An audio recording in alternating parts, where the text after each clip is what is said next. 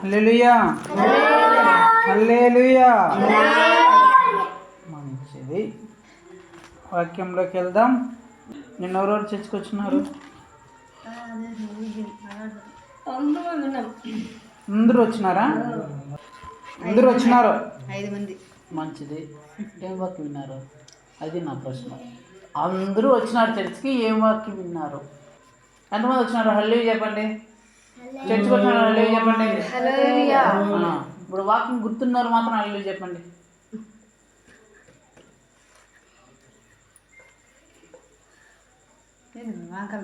Church అందరికి వచ్చినారు, వాక్యం ఎవరు గుర్తుంది? అది కదా ఇంపార్టెంట్.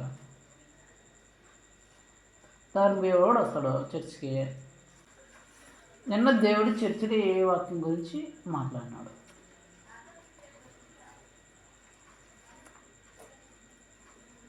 అర్థమక్క, రాత్రి ఏం కూర చేసినావు? నిన్న పొద్దున్నే ఎటు గుర్తుంది?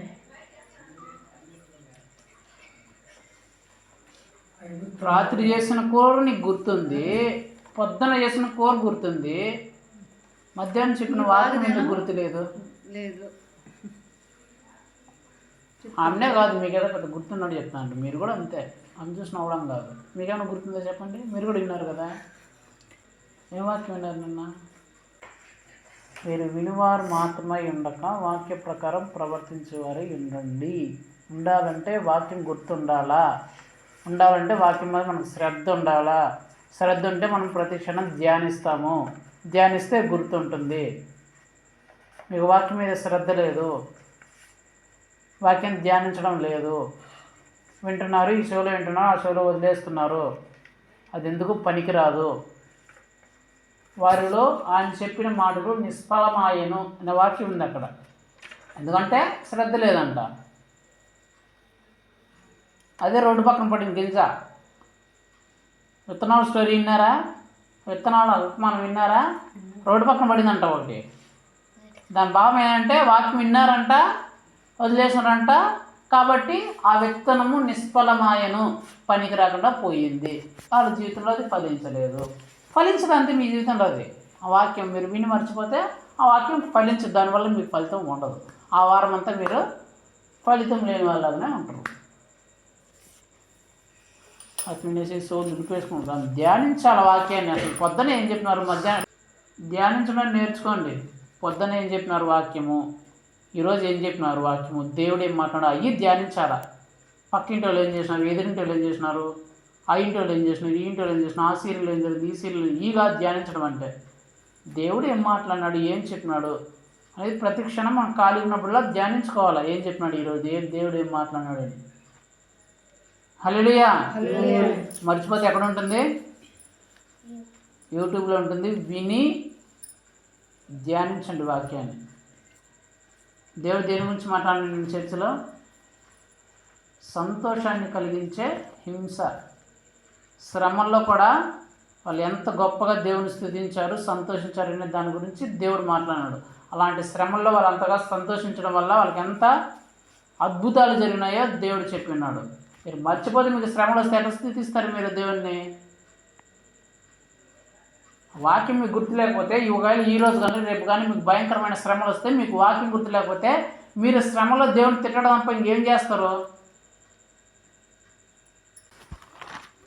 వాక్యంలోకి వెళ్దాం. మత్తయి సువార్త 14వ అధ్యాయం ధ్యానిస్తున్నాం. నేను చదువుతా, మీరు వినండి. చెవులు గలవాడు చెప్పండి. చెవులు గలవాడు చెవులు గలవాడు వినుగాక. ఆమేన్. వినండి. ఆ సమయమందు చతుర్థాధిపతి అయిన హేరోదు యేసుని గూర్చి సమాచారం విని, ఇతడు బాప్తిస్మం ఇచ్చి యోహాను అతడు మృతుల్లో నుండి లేచి ఉన్నాడు, అందువలననే అద్భుతములు అతని యందు క్రియారూపకమవుచున్నవని తన సేవకులతో చెప్పెను. ఏలయనగా నీవు నీ సోదరుడైన ఫిలిప్పు భార్యకు హేరోదియను ఉంచుకునుట న్యాయము కాదని యోహాను చెప్పగా, హేరోదు ఆమె నిమిత్తము యోహానును పట్టుకొని బంధించి చెరసాలలో వేయించి ఉండెను. అతడు ఇతను చంపగోరిన గాని జన సమూహం ఇతను ప్రవక్తని ఎంచినందున వారికి భయపడను.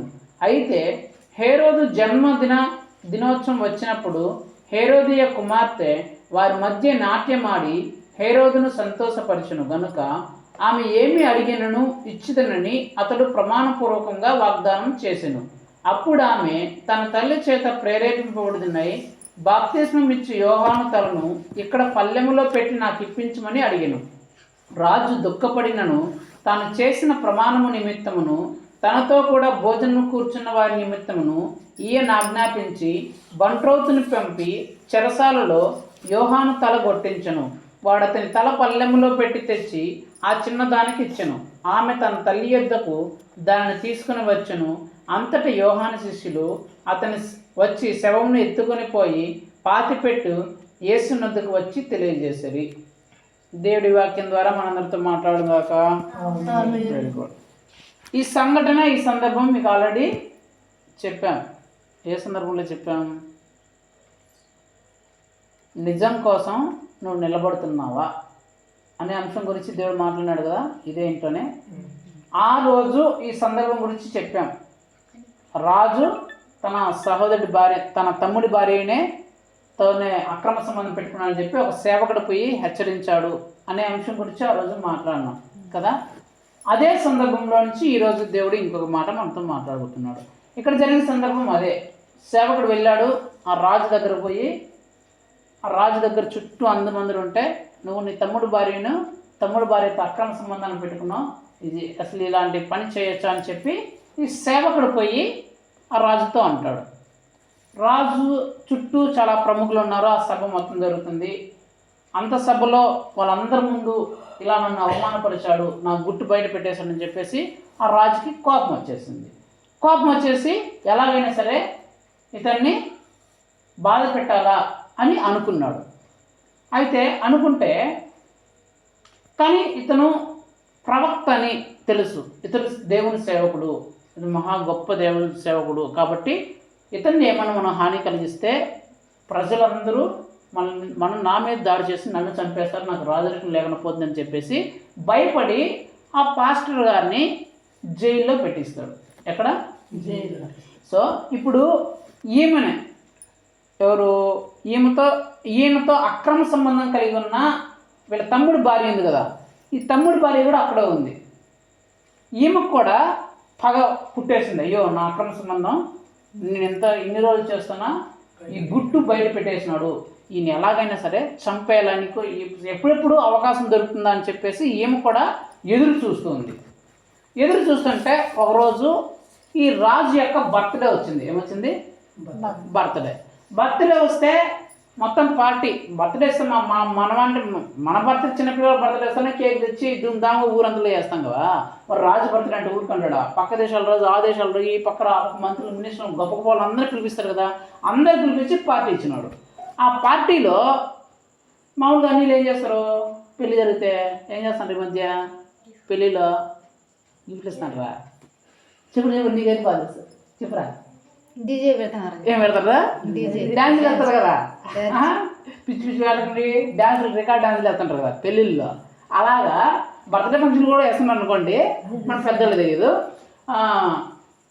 ఆ కాలంలో కూడా రాజులు అలా పెద్ద పార్టీ ఇచ్చినప్పుడు ఆ రాజభవనంలో నర్తకులను పిలిపించి డ్యాన్స్ లేపించడం, నృత్యం చేపించి అక్కడ వచ్చిన వాళ్ళందరికీ సంతోషపెట్టడం రాజులకి అలవాటు. ఈ అలవాటు ప్రకారం ఆ రోజు ఫంక్షన్ జరిగితే ఈ అక్రమ సంబంధం పెట్టుకున్నాడు తమ్ముడు భార్యకి. ఆ తమ్ముడు భార్యకి ఒక కూతురు ఉంది. ఆమె పేరు హేరోదియా కూతురు ఉంది. ఎవరు? కూతురు ఉంది. ఈ హేరోదియా ఏం చేసిందంటే అక్కడికి వెళ్ళి డ్యాన్స్ వేసింది. ఏం చేసింది? ఆ మధ్యలో అందరికి వెళ్ళి డ్యాన్స్ వేసింది. డ్యాన్స్ వేసిన తర్వాత రాజు బాగా ఇష్టపడాడు. డ్యాన్స్ సూపర్గా వేసిందని మెచ్చుకున్నాడు కదా. బర్త్డేకి వచ్చిన తర్వాత ఎవరైనా బర్త్డే సెలబ్రేషన్ చేసిన తర్వాత మనం ఏమడుతాం? చిన్నపిల్లలు అయితే నీకేం కావాలమ్మా చెప్పరా, నీకు బర్త్డేకి ఏం గిఫ్ట్ కావాలని అడుగుతామా లేదా? ఈమె కూడా రాజుగారి బర్త్డే రోజు బాగా డ్యాన్స్ చేసి అక్కడ రకరకాలుగా పిచ్చి పిచ్చి డ్యాన్సులు చెప్పిన డీజే పాటలు పెట్టి డ్యాన్సులు వేసి ఎట్లా పడితే అట్లా డ్యాన్స్ వేసి, ఎలాంటి బట్టలు కట్టుకుని అలాంటి బట్టలతో డ్యాన్సులు వేసింది. అక్కడ ఉండే ఆహా ఓహో చప్పట్లు, అబ్బా సూపర్ రాజు, సూపర్, వెరీ గుడ్, ఇంత మంచి డ్యాన్స్ మేము కూడా చూడలేదు, అబ్బా ఇలాంటి రికార్డ్ అది మేము కూడా చూడలేదు అని ఆ అమ్మాయిని చూస్తే అబ్బా ఓహో అనుకుంటా ఉన్నారు వీళ్ళు. అలాంటి సందర్భంలో ఈ రాజు పొంగి పొలిపినాడు. ఆహా వచ్చిన వాళ్ళందరూ చాలా నన్ను బాగా పొగిడేసినారు, నీ వల్లే అని చెప్పేసి ఆ బిడ్డను పిలిపించి, యవ్వనస్తురాలు అమ్మాయి, ఒక 15-20 సంవత్సరాలు, అంటే ఇంటర్ డిగ్రీ చదివిన అమ్మాయి అనుకోండి, అలాంటి మన పాప ఉంది కదా అలాంటి ఏజ్లో ఉండే అమ్మాయి అలా పిచ్చి పిచ్చి డ్యాన్స్ చేస్తే ఈ రాజు పొంగిపోయి, నీకేం కావాలమ్మా, నీ కోరిక ఏదైనా చెప్పు, ఈరోజు నా బర్త్డే కదా, నీ కోరిక ఏదైనా సరే నేను తీర్చేస్తా అని చెప్తాడు. అప్పుడు ఈ అమ్మాయి ఏం చెప్తుందంటే, నాకు ఆ పాస్టర్ గారి తల కావాలా అని చెప్తుంది. ఈ పాస్టర్ గారి తల కావాలా అనే కోరిక ఈమె ఎలా ఉంటుందంటే, వీళ్ళ తల్లి చెప్పింటుంది, వీళ్ళ తల్లి ప్రేరేపించింది, నువ్వు పోయి డ్యాన్స్ వేసిన తర్వాత ఆయన అడుగుతాడు, నీకేం కోరిక కావాలంటే, నాకు బస్సు కావాలా, మంచి ఫ్లాట్ కావాలా, ఇల్లు కావాలా, భూమి కావాలా, డబ్బు కావాలి, ఏం అడుగుతాడు. ఆడు నా బుట్టి బయట పెట్టినాడు, నాకున్న అక్రమం బయట పెట్టినాడు, ఆడు బతక కొడుకు కాబట్టి ఆడు చచ్చిపోవాలా, ఆ తల తెచ్చి నాకు ఏమని చెప్పు అని నువ్వు కోరుకో అని చెప్పేసి వీళ్ళ తల్లి దగ్గర ప్రేరేపింపబడింది, పంపబడుతుంది. ఆ రాజుని అడిగినప్పుడు ఆ రాజు దగ్గర ఏమి చెప్తుంది, ఈ పాప ఏం చెప్తుందంటే, నాకు ఆ యోహాను తల కావాలా అని చెప్తుంది. అసలు యోహానికి ఈ పాపకి ఏమీ గొడవలు లేవు, పగ ప్రతీకారం లేవు. ఏమో పంపించింది, ఆ యోహాన్ పాస్టర్ అనే సంగతి కూడా ఏమి తెలుసో తెలియదు మనకు తెలియదు, కానీ ఈమె ఏమడిగింది, మా అమ్మ నాకు ఈ కోరుకోమని చెప్పింది అనుకొని ఏం ఆలోచించుకోకుండా, నాకు ఆ యోహాన్ అంటే ఎవరో, ఆయన నాకు తల కావాలో, నువ్వు జైల్లో పెట్టుతున్నావో ఆయన నాకు తల తెచ్చి, తల నరికించి ఒక పళ్ళెంలో ఒక ప్లేట్లో పెట్టి నా దగ్గర తెచ్చివు అని చెప్పిందంట. రాజుకు చాలా దుఃఖం వచ్చేసిందంట.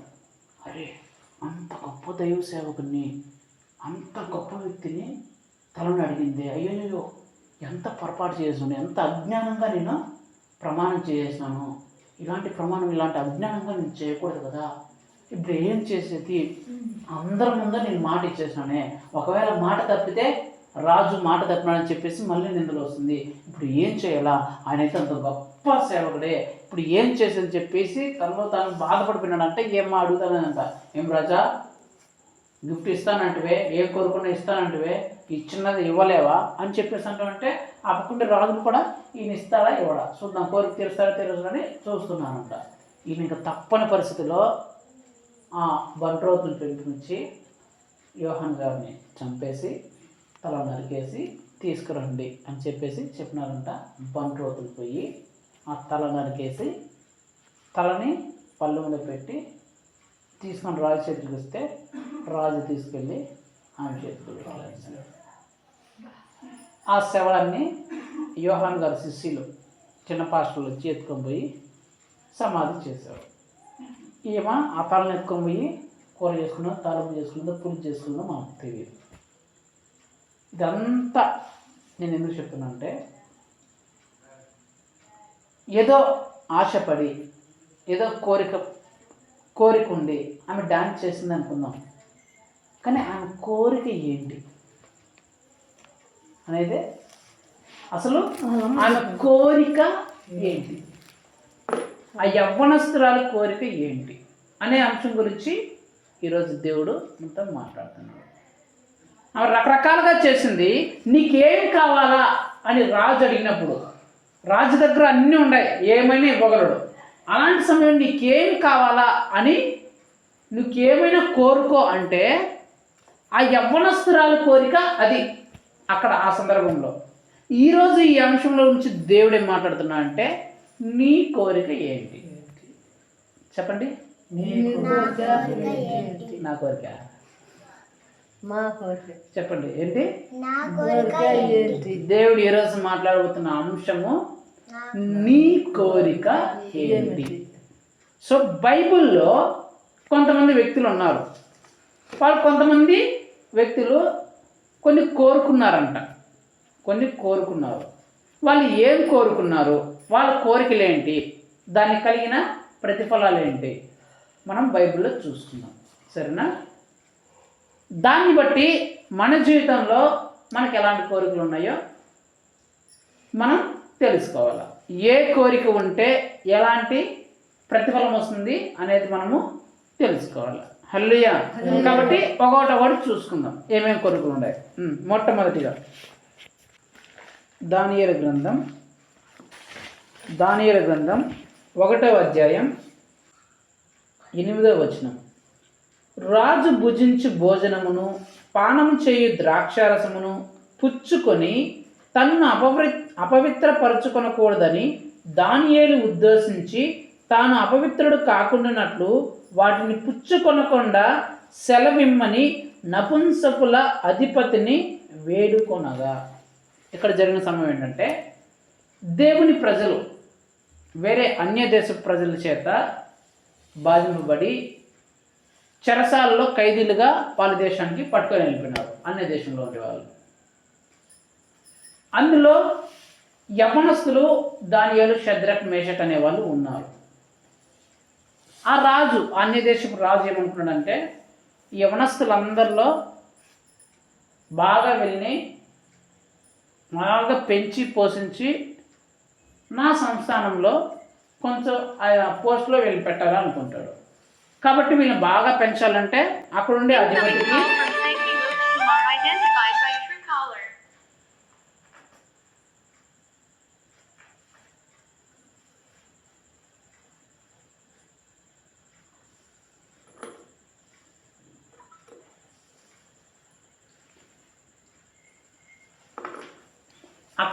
అధిపతికి ఏమని చెప్తారంటే, ఈ యవనస్తులందరికీ నేను తినే ఆహారాన్ని పెట్టండి, నేను త్రాగే మందును వీళ్ళకి పోయండి అని చెప్తాడు ఆ అధిపతికి. ఆ అధిపతి అక్కడికి వచ్చి ఆ యవనస్తులందరికీ చెప్తాడు, మీకు రాజు భుజించే ఆహారాన్ని, రాజు తినే ఆహారాన్ని మీకు పెడతాము, రాజు త్రాగే మందును మీకు పోస్తాము, మీరు తినండి, మీకు ఏది కావాలంటే అది తినండి, ఏది కావాలంటే అది తాగండి అని చెప్తారు. అందులో దానియేలు, షద్రక్, మేషక్, అబేద్నెగో అనే వాళ్ళు ఉంటారు. వీళ్ళు అంటే యేసుక్రీస్తుని నమ్ముకున్న వాళ్ళు. మిగిలిన వాళ్ళందరూ యేసుక్రీస్తుని నమ్ముకున్న వాళ్ళు. చాలామంది ఎవరుస్తున్నారు, ఈ నలుగురు మాత్రమే యేసుక్రీస్తుని నమ్ముకున్న వాళ్ళు. వీళ్ళు దానియేలు ఆ అధిపతి దగ్గరికి వెళ్ళి, అయ్యా మాకు ఆ రాజు తినేవి వద్దు, ఆ రాజు తాగే ముందు మాకు వద్దు, మాకు ఆ కూరగాయలు, ఆ ఆకుకూరలు, మొలకెత్తిన గింజలు అవి పెట్టించండి చాలు అని అడుగుతాడు. అప్పుడు వెంటనే ఈ అధిపతి ఏమంటాడంటే, ఎందుకు నువ్వు వాటిని అడుగుతున్నావు, అసలు నీ కోరిక ఏంటి, నువ్వెందుకు వాటిని వద్దంటున్నావు, ఎందుకు నువ్వు అవి వద్దని కోరుకుంటున్నావు అని, అసలు నీ కోరిక ఏంటి అని అంటే, దానియేలు అంటాడు, అయ్యా ఆ రాజు వేటిని తింటాడంటే విగ్రహాల దగ్గర బలిచ్చినోటి తింటాడు, మందు మద్యపానం వాటిని తాగుతాడు. మేము యేసుక్రీస్తుని నమ్ముకున్న వాళ్ళం, విగ్రహాల దగ్గర బలిచ్చినోటి తిన్నాం, ప్రసాదాల గిసాలను మేము ముట్టాం, మందు గిందు లాంటివి మేము తాగాం, అవి తాగితే అవి తింటే మేము అపవిత్రులు అయిపోతాం, కాబట్టి వాటిని మేము తినము, అవి మాకు వద్దు అని చెప్పాడంట దానియేలు. దీని నుంచి నేనేం చెప్పాలనుకున్నా అంటే, ఆ అధిపతి ఆ దానియేలుకు, షద్రక్, మేషక్, అబేద్నెగోకు ఏమైనా ఇవ్వగల శక్తి గలవాడు అక్కడ రాజాజ్ఞను బట్టి. అలాంటి స్థితిలో నీ కోరిక ఏంటి, మీరు ఏదైనా అడగండి నేను ఇస్తాను, మీ కోరిక ఏంటి, మీ ఆశ ఏంటి అని అడిగితే, దానియేలు తనను తాను, తన శరీరాన్ని, తన జీవితాన్ని ఏవైతే అపవిత్రపరుస్తావో అవి వద్దనుకున్నాడంట. అయ్యా నా జీవితాన్ని అపవిత్రపరిచేటివి నాకు ఉండకూడదు, నా జీవితాన్ని చెడిచేటివి నా జీవితంలో ఉండకూడదు అని తన కోరిక ఏమైందంటే, తన జీవితాన్ని పవిత్రంగా, పరిశుద్ధంగా కాపాడుకోవాలా, చెడు పనుల చేత తన జీవితాన్ని నాశనం చేసుకోకూడదు, చెడు అలవాట్ల చేత నా జీవితాన్ని నేను చెడు చేసుకోకూడదు. నా కోరిక ఏంటంటే, నా జీవితాన్ని చెడు పనుల చేత, చెడు అలవాట్ల చేత, చెడు వాటి చేత నాశనం చేసుకోకుండా నా జీవితాన్ని పరిశుద్ధంగా, పవిత్రంగా కాపాడుకోవాలనే కోరికను కలిగి ఉన్నాడు ఈ దానియేలు మొట్టమొదటిగా. సో దానియేలు యొక్క కోరిక ఏంటి, తన జీవితాన్ని చెడు పనుల చేత, చెడు వాటి చేత తన జీవితాన్ని అపవిత్రపరచుకోకుండా, నాశనం చేసుకోకుండా కాపాడుకోవడం దానియేలు యొక్క జీవితంగా ఎప్పుడైతే దానియేలు నా జీవితాన్ని ఈ చెడు పనుల చేత చెడువాటి చేత అపవిత్రపరచుకోకూడదు అనే కోరిక కలిగి ఉన్నాడో దానికి ప్రతిఫలంగా ఏం కలిగింది? 6వ అధ్యాయం దానియేలు 6:1. తన రాజ్యం అంతటిపైన అధిపతులుగా ఉండుటకై 120 మంది అధిపతులను నియమించుటకు దర్యావేషునకు ఇష్టమాయను. వారిపైన 3 ప్రధానులుగా నియమించును. ఆ 3 దానియేలు ముఖ్యుడు. ఈ కోరికకి దానియేలుకు వచ్చిన ప్రతిఫలం ఏంటంటే, రాజు ఆ దేశంలో ఉన్న ఆ దేశం అంతటి మీద 120 మందిని నియమించాలనుకున్నాడంటే అధికారులను. మన భాషలో చెప్పాలంటే దేశం అంతటి మీద 120 మంది మినిస్టర్లని నిర్మించాలనుకున్నాడంట. ఆ 120 మంది మినిస్టర్లని మళ్ళా చూసుకోవడానికి 3 ప్రధానమంత్రులు అంట. 3 ప్రైమ్ మినిస్టర్లను ఆ రాజు నియమించాలంట. ఆ 3 ప్రైమ్ మినిస్టర్లో దానియేలు ప్రముఖుడు అంట. చాలా ఇంపార్టెంట్ అంటే ఫస్ట్ దానియేలు అంట ప్రైమ్ మినిస్టర్. ఈ దానియేలు ఎవరు? ఒకప్పుడు ఖైదీ. ఎవరు? ఆ దేశంలోకి ఖైదీగా వచ్చినాడు, చెరపట్టబడి వచ్చినాడు. అలాంటి దానియేలు యొక్క కోరిక ఏంటంటే చెడు పనుల చేత తన జీవితాన్ని చెడు చేసుకోకూడదు అనే కోరిక కలిగి ఉన్నాడు. ఆ కోరిక కలిగి ఉన్న దానియేలు జీవితం ఎలాగ మార్చబడిందంటే ఆ దేశాన్నే పరిపాలించే ప్రధానమంత్రి అయిపోయినాడు. హల్లెలూయా. దానియేలుకు అలాంటి కోరిక ఉండడం వల్ల. 2వ కోరిక చూద్దాం. మత్తయి సువార్త 3వ అధ్యాయం 13వ వచనం. ఆ సమయమున యోహాను చేత బాప్తిస్మం పొందుటకు యేసు గలిలయ నుండి యోర్దాను దగ్గరనున్న అతని యొద్దకు వచ్చెను. ఇక్కడ ఏం జరిగిందంటే యేసు ప్రభువారు ఈ భూమికి వచ్చిన తర్వాత యోహాను గారు రాజ్య స్వార్థను ప్రకటిస్తున్నారు. యోహాను గారు ఇందుకు గురించి చెప్పాం కదా, సందర్భం చెప్పాం కదా, యోహాను రాజు దగ్గర పోయినాడని. ఆ యోహాను గారే, ఆ యోహాను గారి గురించి దేవుడు చెప్తున్నాడు. యోహాను గారు అరణ్య మార్గంలో రాజ్య స్వార్థను ప్రకటిస్తున్నాడు. మారు మనసు పొందండి, బాప్తిస్మం పొందండి అని చెప్పేసి రాజ్య స్వార్థను ప్రకటిస్తున్నాడు. రాజ్య స్వార్థను ప్రకటిస్తుంటే యేసు ప్రభువారు యోహాను దగ్గరకు వస్తున్నాడంట. యోహాను గారు అక్కడ బాప్తిజాలు ఇస్తున్నాడు అనేక మంది మనుషులకి. యేసు ప్రభువారు యోహాను దగ్గరకు నడుచుకుంటూ వస్తున్నాడు. యోహాను దగ్గరకు నడుచుకుంటూ వస్తుంటే యోహాను గారు గబగబా ఆ నీళ్ళలో నుంచి బయటకు ఒడ్డుకొచ్చి యేసు ప్రభువారిని చూసి, అయ్యా మీరు వస్తున్నారండి అయ్యా, మీరు ఇక్కడికి ఎందుకు వస్తున్నారు? మీకు ఏం కావాలయ్యా? ఇక్కడికి వస్తున్నారు, మీకు ఏం అవసరమైంది చెప్పండి అయ్యా, నేను తీరుస్తాను, మీకు ఏం కావాలంటే యేసు ప్రభు అంటున్నంట, అతని బాప్తిస్మం పొందుటకు అతని యొద్దకు వచ్చెను. అందుకు యోహాను, నేను నీ చేత బాప్తిస్మం పొందవలవాడనై ఉండగా నీవు నా యొద్దకు వచ్చుచున్నావా అని ఆయన నివారించడం చూసింది. కానీ యేసు ఇప్పటికీ కానిమ్మనెను. 16. యేసు బాప్తిస్మం పొందిన వెంటనే నీళ్ళలో నుండి ఒడ్డుకు వచ్చెను. నీ కోరిక ఏంటి యేసయ్యా? అసలు నువ్వు ఇక్కడ ఎందుకు వచ్చావు? నీ ఆశ ఏంటి? నీ కోరిక ఏంటంటే యేసు ప్రభు తన కోరిక ఏమని చెప్తున్నాడు?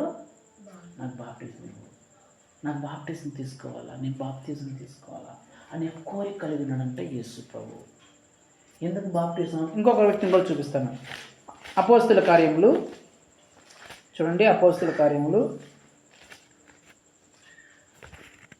8వ అధ్యాయము 35వ వచనం నేను చదువుతాను. అందుకు ఫిలిప్పు నోరు తెరిచి ఆ లేఖను అనుసరించి అతనికి యేసుని గూర్చి సువార్తను ప్రకటించును.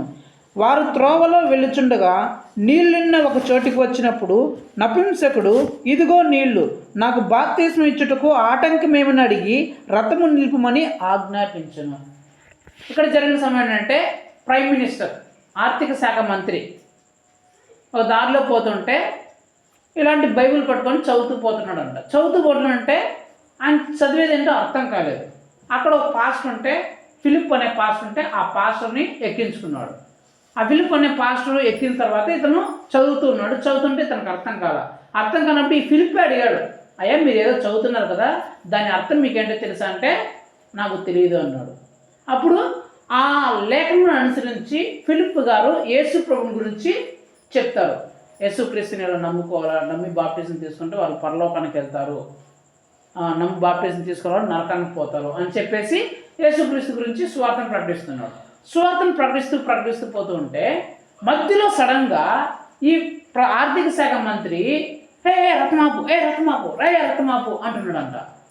ఆయన రత్నమాపు ఉంటాను కానీ ఈ ఫిలిప్ పాస్టర్ గారు అయ్యా ఎందుకయ్యా నువ్వు రత్నమాపు అసలు ఎందుకు ఆగమంటున్నావు, ఎందుకు రథం ఆగమంటున్నావు అంటే అప్పుడు ఫిలిప్ అంట అది ఆర్థిక శాఖ మంత్రి అంటాడంట, అదిగో నీళ్ళు, ఇదిగో నేను, నాకు బాప్తిజం ఇవ్వు, నేను బాప్టిజం తీసుకుంటాను అనే కోరిక కలిగినాడంట. ఎందుకు నువ్వు రథం ఆపమంటున్నావు, అసలు నీ కోరిక ఏంటి, ఎందుకు నువ్వు రథాన్ని ఆపమంటున్నావు అంటే నాకు బాప్టిజం తీసుకోవాలా, నేను బాప్టిజం తీసుకోవాలా అనే కోరిక కలిగి ఉన్నాడంట. ఆ కోరిక చేత బాప్టిజం పొందుకోవడానికి ఆయన రథాన్ని ఆపాడంట. ఈ రెండు సందర్భాల్లో యోహాను గారు యేసును అడిగాడు, అయ్యా ఎందుకయ్యా నువ్వు నా దగ్గరికి వచ్చి నీ కోరిక ఏంటి అని అడిగాడు. ఇక్కడ ఫిలిప్ అనే పాస్టరు ఆర్థిక శాఖ మంత్రిని అడిగాడు, ఎందుకయ్యా నువ్వు రథాన్ని ఆపమంటున్నావు, అసలు నీ కోరిక ఏంటని అడిగితే ఇద్దరు చెప్తున్నమాట, నాకు బాప్టిజం కావాలా, నాకు బాప్టిజం ఇవ్వు, అదిగో నీళ్ళు, నాకు బాప్టిజం ఇవ్వు అని కోరుకుంటున్నాంట. ఎందుకు బాప్టిజం తీసుకోవాలంటే ఆ బాప్టిజం తీసుకుంటేనే నువ్వు ఎక్కడ చేర్చబడతావు, స్వర్గంలోనికి చేర్చబడతావు. ఆ బాప్టిజం లేకపోతే నీకు నరకమే, మరో వేరే చోటే లేదు. చాలామంది సువార్తను వింటూ ఉంటారు, యేసుని గురించి సువార్తన, రక్షణ గురించి సువార్తన, బాప్టిజం గురించి సువార్తన, పరిశుద్ధాత్మ గురించి సువార్తన, స్వర్గం గురించి, నరకం గురించి సువార్తను వింటూనే ఉంటారు కానీ బాప్టిజం మాత్రం తీసుకోరు. యేసు ప్రభు అక్కడికి వచ్చాడండి, సువార్త ఏమైనా బాప్టిజం తీసుకుంటున్నారు అని ముందే అంతా తెలుసు కాబట్టి వెంటనే బాప్టిజం ఖచ్చితంగా తీసుకున్నారు. బాప్టిజం తీసుకున్నాడు పరలోకంలో ఉంటారు ఆయనకు తెలుసు కాబట్టి బాప్టిజం తీసుకున్నాడు. నపుంసకుల అధిపతి అండి, ఒకసారి విన్నాడు వాక్యం ఫిలిప్ దగ్గర, ప్రతిరోజు చర్చికి పోలేదు, ప్రతిరోజు సెల్లోనో ఫోన్లోనో పెట్టుకుని వాక్యం లేదు. ఒకేసారి ఫిలిప్ పాస్టర్ గారు వాక్యాన్ని బోధించారు, బాప్టిజం గురించి చెప్పారు, రక్షణ గురించి చెప్పినారు, పరలోకం గురించి చెప్పినారు, నరకం గురించి చెప్పినారు. ఒకేసారి చెప్తే అయ్యో అయితే నేను బాప్టిజం తీసుకోకపోతే నరకానికి వెళ్ళిపోతానమ్మో, బాప్టిజం తీసుకోవాలని చెప్పేసి బాప్టిజం తీసుకున్నాడు. చాలామంది వాక్యాన్ని వింటూ ఉంటారు, ఎన్నోసార్లు వింటుంటారు, ఎక్కడ కూడా వింటుంటారు, వాక్యంలో సూపర్ భలే అది ఇది అంటారు, కానీ బాప్టిజం తీసుకోమంటే మాత్రం ఇప్పుడు కాదు, మా స్కూల్ ఉన్నాయి, మాకు పెళ్ళిళ్ళు అవని, మాకు జాబులు రాని, మాకు ఉద్యోగాలు రాని, లేకపోతే మా కూతురికి పెళ్ళని, మా అక్కకి పెళ్ళని, మా చెల్లికి పెళ్ళవని, వాళ్ళకి ఉద్యోగాలు, వీళ్ళకి ఉద్యోగాలు, అప్పుడే వయసు ఏమొచ్చింది, ఇంకా మేము పెద్దవాళ్ళని, రకరకాల కారణాలు చెప్పి తప్పించుకుంటుంటారు. అయితే తెలియాల్సిన విషయం అంటే బాప్టిజం తీసుకుంటేనే నీకు పరలోక రాజ్యం. బాప్టిజం తీసుకోకపోతే నువ్వు ఎవరైనా సరే నరకమే, నువ్వైనా నేనైనా నీ బిడ్డలైనా నా బిడ్డలైనా ఎవరి బిడ్డలైనా సరే బాప్టిజం తీసుకుంటే నీకు పరలోకం, బాప్టిజం తీసుకొని నరకానికి పోవాలి. సో రెండో కోరిక ఏమైందంటే వీళ్ళకి బాప్టిజం తీసుకోవాలనే కోరిక ఉంది. ఆ బాప్టిజం తీసుకోవాలనే కోరిక వల్ల వాళ్ళకి రక్షణ వచ్చింది, వాళ్ళ పరలోకంలో చేర్చబడ్డారు. హల్లెలూయా. మూడో కోరిక చూద్దాం. మూడో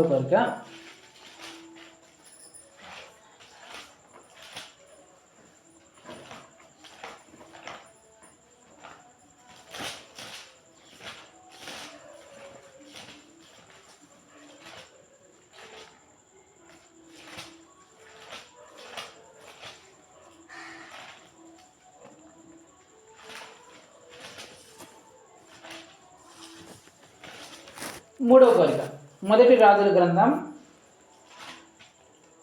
1వ అధ్యాయం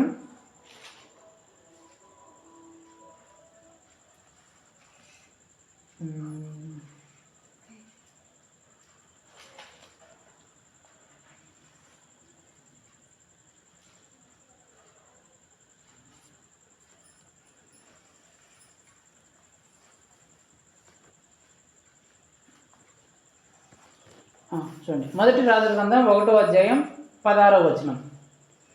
బత్షెబ వచ్చి రాజు ఎదుట సాగిలపడి నమస్కారం చేయగా రాజు నీ కోరిక ఏమని అడిగినందున ఆమె ఇలాగూ మనవి చేసెను, నా ఏలినవాడ, నీవు నీ దేవుడైన యెహోవా తోడని నీ సేవకురాలైన నాకు ప్రమాణం చేసి ఆవశ్యకముగా నీ కుమారుడైన సొలొమోను నా వెనుక ఏలువాడై నా సింహాసనం మీద ఆసనుడగును సెలవిచ్చితివే.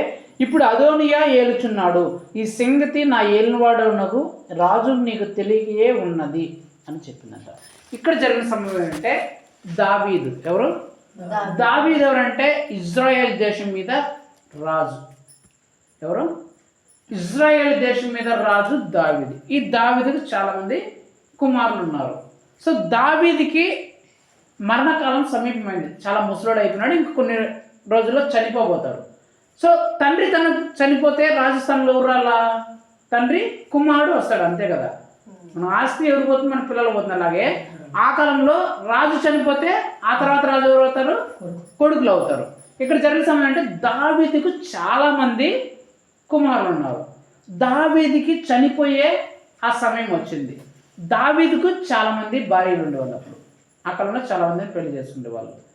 సో ఇలాగ చాలామంది భార్యలు ఉంటే దావీదు ఇంకా చనిపోబోతున్నాడు అని తెలిసి ఆ కుమారులందరిలో ఒకడు అన్నయ్య అనే వీడు, అరే మా నాన్న చనిపోబోతున్నాడు, మా నాన్న చనిపోబోకముందే నేనే రాజునని ఈ దేశం మొత్తం ప్రకటించుకోవాలా, నేనే రాజునని ప్రకటించుకుంటే అప్పుడు మా నాన్న చనిపోయిన తర్వాత నేనే రాజుని అయిపోతాను అని ఉద్దేశించిన వాడే ఇంకొకటి ఏమనుకుంటా అంటే, నాతో పాటు నా సహోదరులు కూడా ఉండాలి. ఒకవేళ నా సహోదరులు కన్నా బ్రతుకుంటే ఖచ్చితంగా మా నాన్న బత్షెబా అనే మా చిన్నమ్మకు మాట ఇచ్చినాడు, బత్షెబా యొక్క కుమారుని సొలొమోన్ని రాజుగా చేస్తానని మా అమ్మకు మాట ఇచ్చినాడు.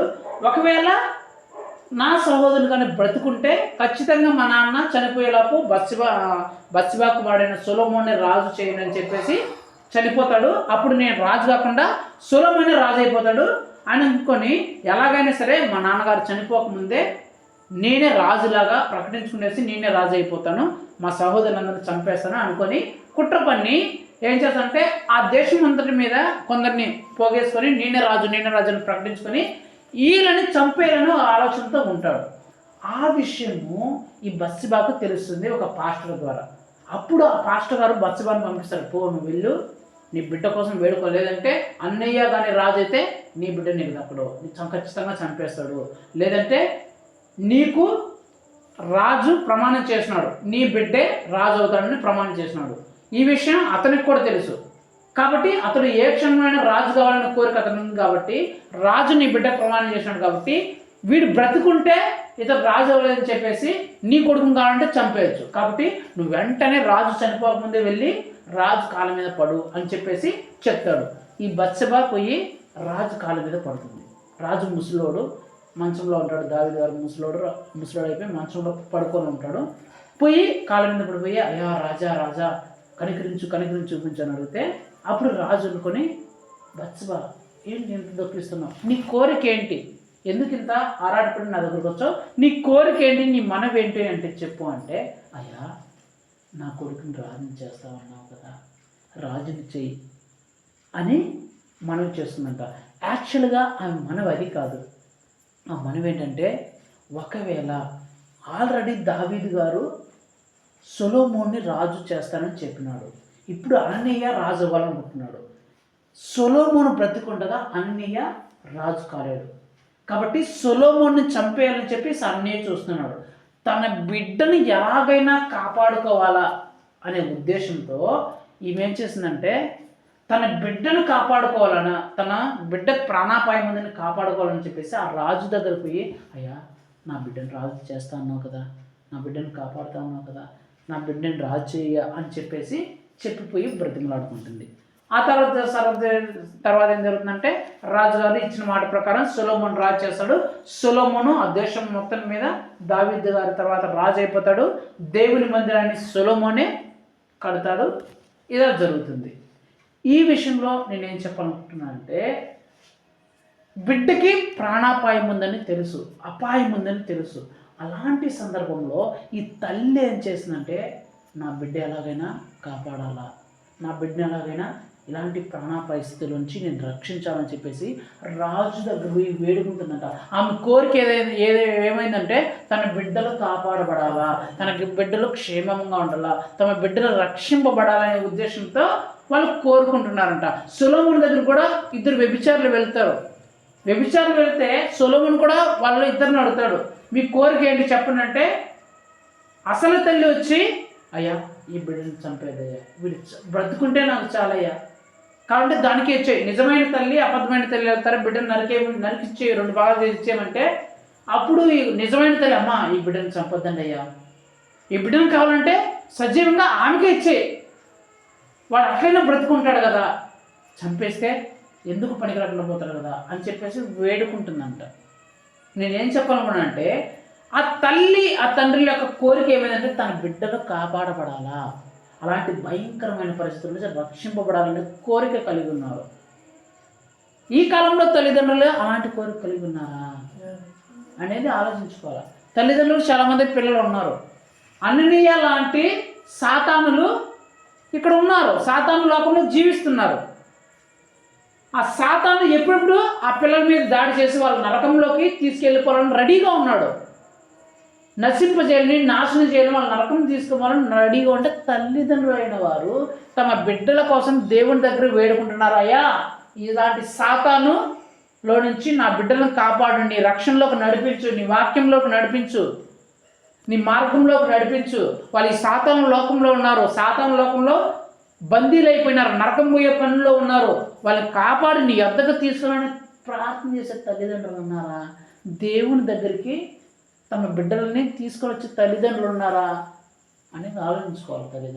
తల్లిదండ్రుల యొక్క అక్కడ తల్లి యొక్క కోరిక, తండ్రి యొక్క కోరిక ఏమైందంటే తన పిల్లలు కాపాడబడాలని కోరికింది.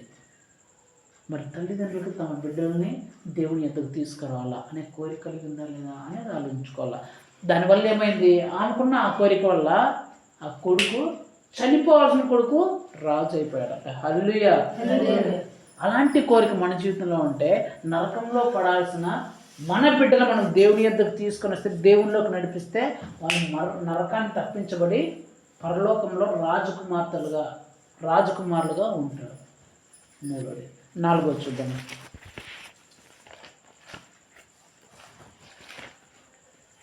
యెహోషువ గ్రంథం 2వ అధ్యాయం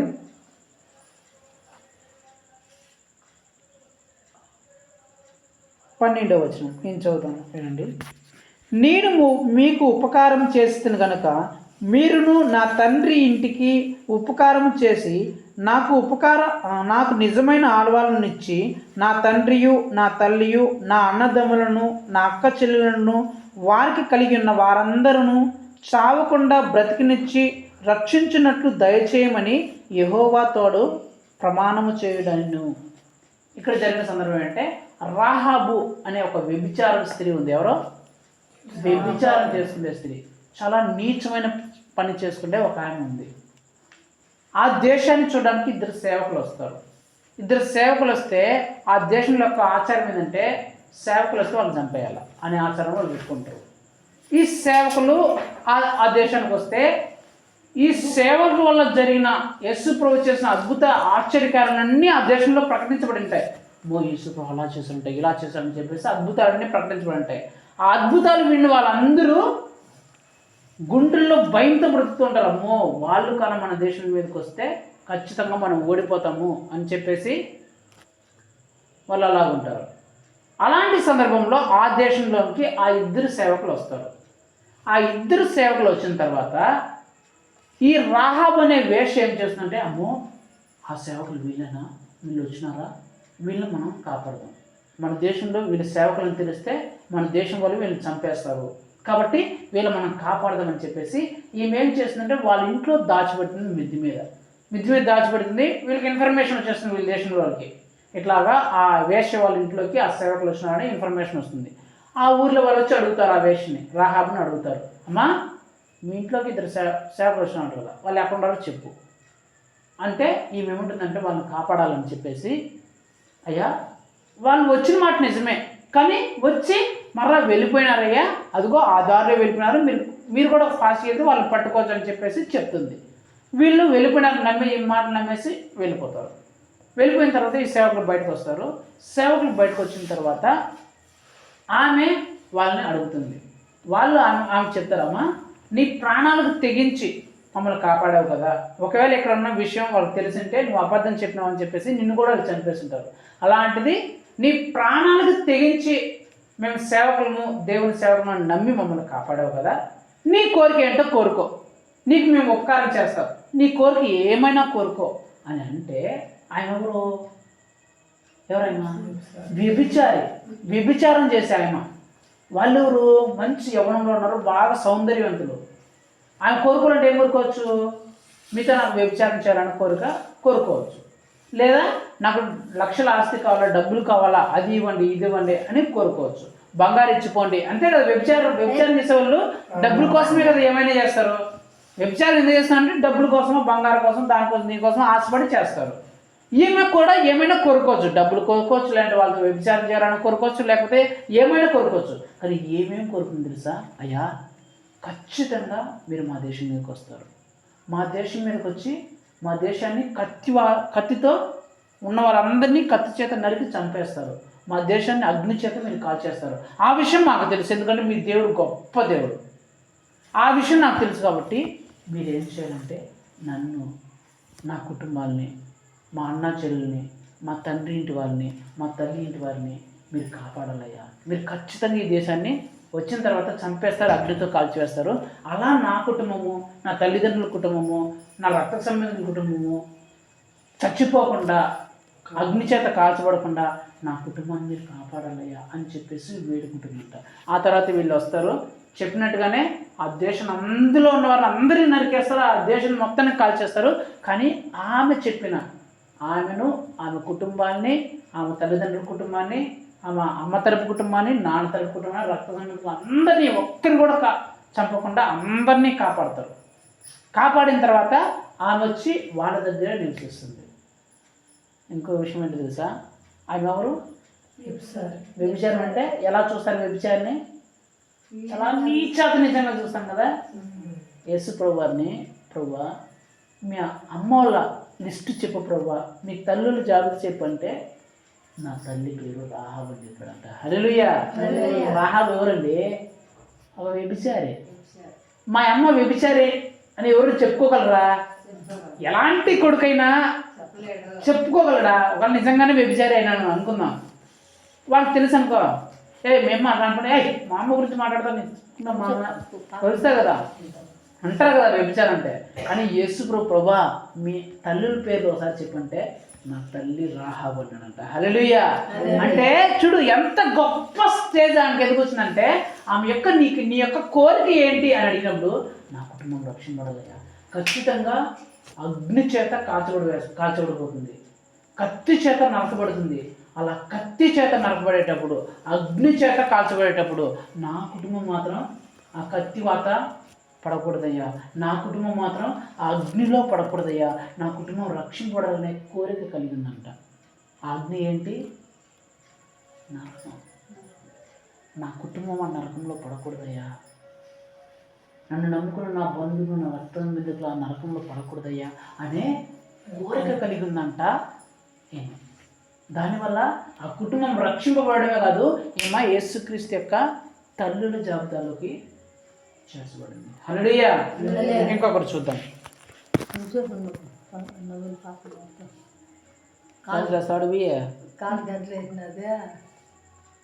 డాన్స్ చేసినప్పుడు లేలా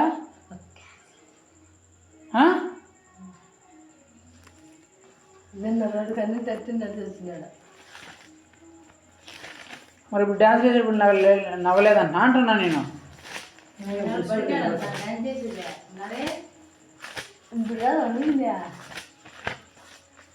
సమర్థించద్దు తప్పు చేసిన వాళ్ళని. ఇప్పుడైనా ఎప్పుడైనా విషం కొంచెం చాలు చచ్చిపోయేదానికి, ఒక చుక్క చాలు, బాటలు తాగలనా. సమర్థిస్తాను మళ్ళీ చేసిందే పనికి మళ్ళీ పని అయితే.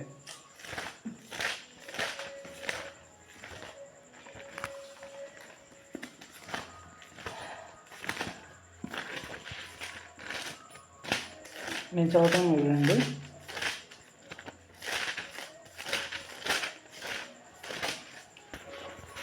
ఎస్తేరు గ్రంథం 5వ అధ్యాయం 3వ వచనం. రాజు 2 నుంచి నేను చదువుతాను చూడండి. రాణి అయిన ఎస్తేరు ఆవరణలో నిలబడి ఉన్నట్టు రాజు చూడగా ఆమె యందు అతనికి దయ పుట్టెను. రాజు తన చేతిలో నుండి బంగారపు దండమును ఎస్తేరు తట్టు చాపగా ఎస్తేరు దగ్గరకు వచ్చి దండం యొక్క కొన ముట్టెను. రాజు, రాణి అయిన ఎస్తేరు, నీకేమి కావాలను? నీ మనవేమిటి? రాజ్యములో సగం మట్టుకు నీకు అనుగ్రహించదమని ఆమెతో చెప్పగా. ఇక్కడ జరిగిన సమయం అంటే ఎస్తేరు అనే ఒక ఆమె ఉంది. ఆమె ఊరు అంటే యూదురాలు. అక్కడ జరిగిన సమయం అంతా మీకు సింపుల్గా చెప్పేస్తాను. ఆమె ఒక యూదురాలు, యూదు దేశంలో పుట్టింది. ఆ దేశంలో ఉన్న రాజు యొక్క భార్య రాణి రాజు మాట వినలేదని చెప్పేసి రాణిగా తీసేస్తాడు. తీసేసిన తర్వాత అక్కడున్న వాళ్ళు, అయ్యా రాణి లేకపోతే బాగుండదు, ఎవరో మన దేశంలో అందరూ అమ్మాయిలు ఉంటారు కదా, వాళ్ళు ఒకరిని రాణిగా చేద్దాము, మీకు నచ్చిన అమ్మాయిని మంచి అమ్మాయిని అంటే ఆ సెలక్షన్ ప్రాసెస్లో ఏం జరుగుతుందంటే ఎస్తేరు అనే ఒక యూదురాలు, మన భాష చెప్పంటే క్రిస్టియన్ ఒక అమ్మాయి రాణిగా సెలెక్ట్ అవుతుంది. రాణిగా సెలెక్ట్ అయిన తర్వాత ఆ తర్వాత ఏం జరుగుతుందంటే అక్కడ ఒక ప్రధానమంత్రి ఉంటాడు, హామాన్ అనే ప్రధానమంత్రి. ఆ ప్రధానమంత్రికి మొర్దెకై అనే వ్యక్తి మ్రొక్కలేదని, నమస్కరించలేదని చెప్పేసి ఆ యూదులు మొత్తం అంతటిని చంపేయాలని కుట్ర చేస్తాడు. నువ్వు ఎందుకు మొక్కవరా అంటే నేను యేసు ప్రభు తప్ప వేరే మనుషులకు కానీ విగ్రహాలకు కానీ రాళ్ళు కానీ రబ్బలు కానీ నేను మొక్కను అని చెప్తాడు. అప్పుడు ఈ ప్రధానమంత్రి కోపం చేసే నాకు మొక్కడు, ఈ దేశంలో వాళ్ళు అందరూ మొక్కుతారు, నాకు వీడు ఒక్కడు నన్ను మొక్కడం అని చెప్పినాడు, ఈయన్ని కాదు ఈయనతో పాటు ఈయనకి సంబంధించిన ప్రతి ఒక్కరిని చంపేయాలా అని నిశ్చయించుకున్నాడు. ఈయన హామాన్ నిశ్చయించుకొని ఒక ఆజ్ఞ పాస్ చేస్తాడు. ఈ దేశంలో ఉన్న వీళ్ళ యూదులందరినీ, వీళ్ళ జాతి వాళ్ళందరినీ చంపేయాలా అని ఒక ఆజ్ఞను రాజు దగ్గర ఒక కుట్రగా తీసుకొని వచ్చేస్తాడు. రాజుకి ఈ విషయం తెలియదు. ఈ విషయము ఆ మొర్దెకైకి తెలుస్తుంది. ఆ మొర్దెకై ఈ విషయాన్ని రాణి అయిన ఎస్తేరు చెప్తాడు. ఈ రాణి ఎవరంటే, ఎస్తేరు ఎవరంటే మొర్దెకై యొక్క చిన్నాన్న కూతురు. ఎవరు? చిన్నాన్న కూతురు. ఈ మొర్దెకైకి ఏమవుతుందంటే చెల్లెలు వరుస అవుతుంది. వరుసకి ఏమవుతుంది? చెల్లెలు వరుస అయితే తనని కూతురిగా భావించుకొని కూతురిగా పెంచుకుంటాడు. చెల్లెలు వరుస అమ్మాయిని కూతురిగా పెంచుకుంటాడు ఎప్పుడు రాణి కాకముందు. తర్వాత ఈ మొర్దెకై వల్లనే ఆమె రాణి అయిపోతుంది. మీకు టైం లేదు కాబట్టి నేను సింపుల్గా చెప్పేస్తున్నాను. రాణి అయిన తర్వాత ఈ సందర్భాలన్నీ జరిగిన తర్వాత ఈ విషయం మొర్దెకైకి తెలుస్తుంది. ఇప్పుడు ఈ మొర్దెకై ఏం చేస్తాడంటే ఈ విషయాన్ని ఎస్తేరుకి చెప్తాడు. ఎస్తేరుకి ఏమని చెప్తాడంటే ఇలాగా ఆ హామాను కుట్ర పన్ని మన జాతి వాళ్ళందరినీ, యూదులందరినీ చంపేయాలని నిశ్చయించుకున్నాడు. నువ్వేం చేయాలంటే రాజు దగ్గరికి వెళ్ళి ఇలాగా వచ్చింది అని నువ్వు వేడుకో, రాజును బ్రతిమాలుకో అని చెప్పి చెప్తుంది. అప్పుడు ఈమె తెగించి రాజు దగ్గరికి వెళ్ళి మోకాళ్ళు వేసి అయ్యా అయ్యా అని చెప్పి మోకాళ్ళు వేస్తే అప్పుడు అక్కడ రాజు ఉంటాడు. రాణి ఎస్తేరమ్మా, నీ కోరిక ఏంటి? నువ్వెందుకు ఇంత బాధపడుతున్నావు, దుఃఖపడుతున్నావు? నీ కోరిక ఏంటో చెప్పా, నేను ఏమైనా తెలుసాను. ఈ దేశంలో ఉండే సగం దేశాలు అంటే ఆయన 127 దేశాలను పరిపాలిస్తున్నారు. ఎన్ని దేశాలని?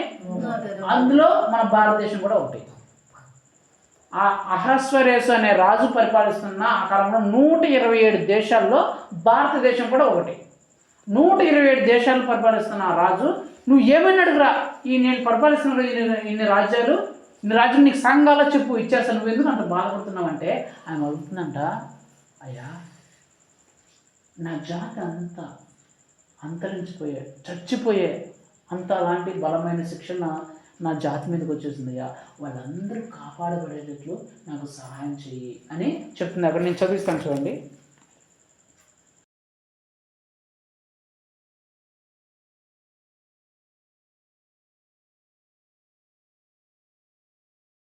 చూడండి 7వ అధ్యాయం 1 నుంచి నేను చదువుతా. రాజును హామానును రాణి అయిన ఎస్తేరు నద్దకు విందుకున్న రాగా రాజు ఎస్తేరు రాణి, నీ విజ్ఞాపన ఏమిటి? అది నీకు అనుగ్రహింపడును. నీ మనవి ఏమిటి? రాజ్యంలో సగమట్టుకైన నీకు అనుగ్రహించదని 2వ నాడు ద్రాక్షారస విందులో ఎస్తేరుతో అనెను. అప్పుడు రాణి అయిన ఎస్తేరు ఇలాగ ప్రత్యుత్తరం ఇచ్చెను, రాజా, నీ దృష్టికి నేను దయ పొందిన ఎడల రాజు అయిన తమకు సమ్మతి అయితే నా విజ్ఞాపనను బట్టి, నా ప్రాణమును, నా మనవిని బట్టి నా జనులను నాకు అనుగ్రహింపుడును గాక. సంహరింపబడుటకు, హతము చేయబడి నశింపజేయుటకు నేను నా జనులను కూడా అమ్మబడిన వారము. మేము దాసులుగాను దాసురాండ్రుగాను అమ్మబడిన ఎడల నేను మౌనంగా ఉందును. ఏలైనగా మా విరోధిని తప్పించుకున్నట్టుకై మేము రాజువగు తమరిని శ్రమపరచుట యుక్తము కాదు. ఏం చెప్తుందంటే నీకు కోరిక ఏంటి రాని చెప్పు అంటే, అయ్యా నాకు వజ్రాల కిరీటం చేసి, నాకు బంగారు హారాలు చేసి, వడ్డాన్ని చేయించే అంటే ఈ దేశాల కొన్ని దేశాల మీద నాకు ఇచ్చేయి అని అడగలేదంట. అయ్యా నా ప్రజలు, నా దేశ ప్రజలు, మా వాళ్ళు చచ్చిపోతున్నారయ్యా, చచ్చిపోయేంత భయంకరమైన శ్రమ నా వాళ్ళకు వచ్చేసిందయ్యా, నా వాళ్ళందరూ కాపాడబడాలయ్యా, నా వాళ్ళందరూ రక్షింపబడాలయ్యా, నా ప్రాంతం వాళ్ళందరూ మా జాతి అంతా కాపాడబడాలయ్యా, వాళ్ళు చంపబడేటట్లు ఆజ్ఞ వచ్చిందయ్యా, ఆ ఆజ్ఞను తొలగించేలాగా నాకు సహాయం చేయ. నా కోరిక అదే అంటే రాజు ఇలాంటి పనికి మాలిన పని చేసింది ఎవడరా, అసలు ఈ జాతి అంతటిని చంపేయాలనుకున్నాడా, ఎవడు వాడంటే హామాన్ని తెలుస్తుంది. ఆ తర్వాత హామాన్ని రాజుగారు చంపేస్తాడు. చంపేసిన తర్వాత ఆ ప్రజలందరూ రక్షింపబడతారు, దేవుని గొప్ప పండుగ చేస్తారు. నేను దీని నుంచి ఏం చెప్పాలనుకున్నానంటే, రాజు ఈ రాణిని నీ కోరిక ఏంటమ్మా అని అడిగినప్పుడు ఆ రాణి కోరుకుంటుందంట, అయ్యా మా వాళ్ళందరూ రక్షింపబడాలయ్యా, మా జాతి అంతా రక్షింపబడాలయ్యా అనే కోరిక కలిగిందంట. దీని నుంచి నేను చెప్పాలనుకుంటున్నానంటే, మీ ఊరి వాళ్ళు, మీ వీధి వాళ్ళు, మీ చుట్టుపక్కల ప్రాంత వాళ్ళు, మీ స్నేహితులు, బంధువులు, వీళ్ళందరూ యేసుక్రీస్తుని నమ్ముకోకుండా, బాప్టిజం తీసుకోకుండా వీళ్ళందరూ చచ్చిపోవడానికి చనిపోయే శిక్షను, నరకపు శిక్షను పొందుకున్న వాళ్ళే. వాళ్ళు రక్షింపబడిపోతే ఖచ్చితంగా వాళ్ళ మీదకి ఆ శిక్ష వస్తుంది, నరకపు శిక్ష వస్తుంది, వాళ్ళు నరకంలో పడిపోతారు. ఈ విషయం నీకు కూడా తెలుసు. ఏంటి, వాళ్ళ మీద నరకపు శిక్ష ఉంది, ఖచ్చితంగా వాళ్ళు చచ్చిపోబోతున్నారు అనే విషయం నీకు కూడా తెలుసు. అలాంటప్పుడు నీ వీధిలో ఉండే వాళ్ళ కోసం, నీ ఇరుగు పొరుగు వాళ్ళ కోసం, నీ చుట్టుపక్కల ఉండే వాళ్ళ కోసం, నీ ఊరి వాళ్ళ కోసం, నీ ప్రాంతం వాళ్ళ కోసం నువ్వు ప్రార్థన చేస్తున్నావు, నీ బంధువుల కోసం, స్నేహితుల కోసం నువ్వు మనవి చేస్తున్నావా అనేది నీ కోరిక ఉందా? ఆ మనవి ఏంటంటే, నా జాతి మొత్తం కాపాడబడాలయ్యా, నాకు తెలిసిన వాళ్ళందరూ కాపాడబడాలయ్యా అనే మనవి కలిగింది. కాబట్టి ప్రతిఫలంగా ఆ జాతి మొత్తం కాపాడబడిందంట. హల్లెలూయా. చిట్ట చివరిగా 7 చెప్పేసి నేను ముగిస్తాను. చిట్ట చివరిగా చూద్దాం. అపోస్తుల కార్యములు 2వ అధ్యాయం 44-45. విశ్వసించిన వారందరూ ఏకముగా కూడి తమకు కలిగినదంతయు సమిష్టిగా ఉంచుకొనిరి. ఇదియుగాక వారు తమ చర స్థిరాస్తులను అమ్మి అందరికీ వారి వారి అక్కర కొలది పంచిపెట్టిరి. వారేక మనస్కులై ప్రతిదినము దేవాలయములో తప్పక కూడుకొనుచు ఇంటింట రొట్టె విరుచుచు దేవుణ్ణి స్తుతించుచు ప్రజలందరి వలన దయ పొందిన వారై ఆనందముతోనూ నిష్కపటమైన హృదయముతోనూ ఆహారము పుచ్చుకొనుచుండిరి. మరియు ప్రభువు రక్షణ పొందుచున్న వారిని అనుదినము వారితో చేర్చుచుండిరి. ఇక్కడ ఏంటంటే, విశ్వసించిన ఆ విశ్వాసులు, యేసుక్రీస్తు యందు విశ్వసించిన ఆ విశ్వాసులు తమకున్న అన్నీ అమ్మి అపోస్తులకు ఇచ్చారంట, అంటే సేవకులకు ఇచ్చారంట రాయబడింది. సేవకు ఏమైతే అవసరాలు ఉన్నాయో, సేవ విస్తరించబడడానికి ఏమైతే అవసరాలు ఉన్నాయో ఆ అవసరాలు తీర్చడానికి తమ దగ్గర ఉన్న వాటి అంతటిని ఇచ్చారంట. డబ్బులు ఉండే వాళ్ళు డబ్బులు ఇచ్చారంట, వస్తువులు ఉండేది వస్తువులు ఇచ్చారంట, బంగారు ఉండేది బంగారు, వజ్రం ఉండేది వజ్రాలు, ఇలా ఇచ్చారంట. ఇంకోటి కూడా చూపిస్తాను మీకు, అదే అలాంటిదే. చూడండి, నిర్గమాకాండం 25వ అధ్యాయం 1-2 వచనాలు. యెహోవా మోషేకి ఇలాగ సెలవిచ్చును, నాకు ప్రతిష్టార్పణం తీసుకుని రండని ఇజ్రాయేలీలతో చెప్పుము. మనఃపూర్వకంగా అర్పించు ప్రతి మనిషి యొద్ద దాన్ని తీసుకుని వెళ్ళను. మీరు వారి యొద్ద తీసుకుని వలసినవి ఏమనగా బంగారు, వెండి, ఇత్తడి, నీల దుమ్ర, రక్తవర్ణములు, రకరకాలు చెప్తారు. సరేనా? చెప్పిన తర్వాత ఇప్పుడు నిర్గమాకాండం 36వ అధ్యాయం 3వ వచనం.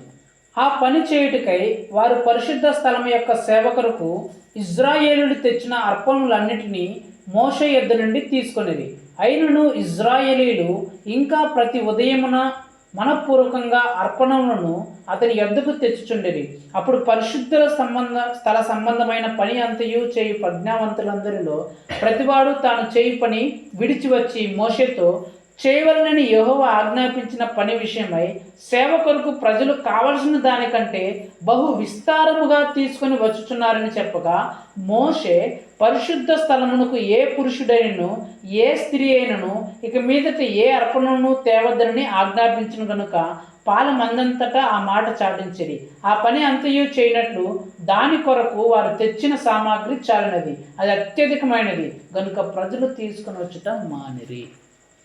ఇక్కడ జరిగిన సమయం ఏంటంటే, మందిరం కట్టబోతున్నాము, చర్చ్ కట్టబోతున్నాము, అలాగే పరిచర్య మనం విస్తరించబోతున్నాము.